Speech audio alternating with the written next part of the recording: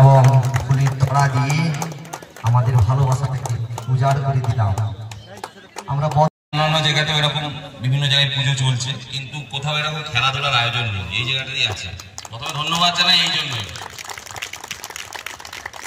পড়াশোনাটা যেমন আমাদের জীবনের অঙ্গ, তেমনি খেলাধুলাটাও জীবনের অঙ্গ। খেলাধুলারও অনেক ভূমিকা থাকে আমাদের। খেলাধুলা করতে হবে, এগিয়ে আসতে হবে, এখান থেকে সমাজ গঠনের মূল বার্তা যাবে।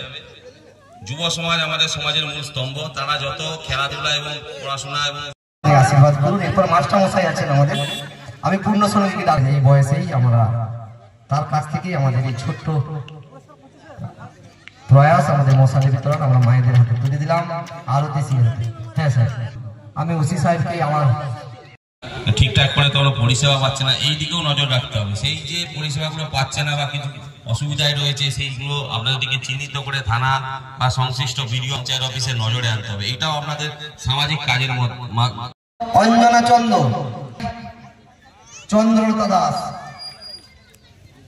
ময়নাবাড়ি চন্দ্রলতা দাস, চন্দ্রলতা দাস,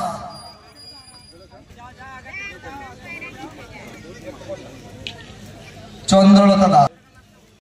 আপনার টিম হচ্ছে ডিজে সাউন্ড, আপনি এদিকে আসুন। আমাদের কমল বাবুর টিম, দুটো টিম দুজনকে দিয়ে দেওয়া হয়েছে।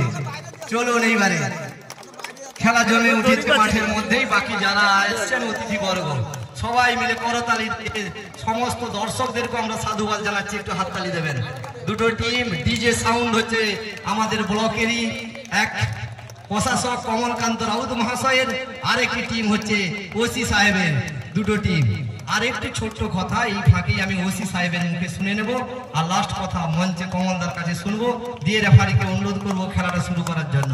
এক ঐতিহাসিক মুহূর্ত চলছে আমাদের বড়দাকাশিডাঙ্গা শিব মন্দির প্রাঙ্গণে। আমি ধন্যবাদ জানাবো বড়দাকাশিডাঙ্গা পুজো কমিটিকে। দুটো দল,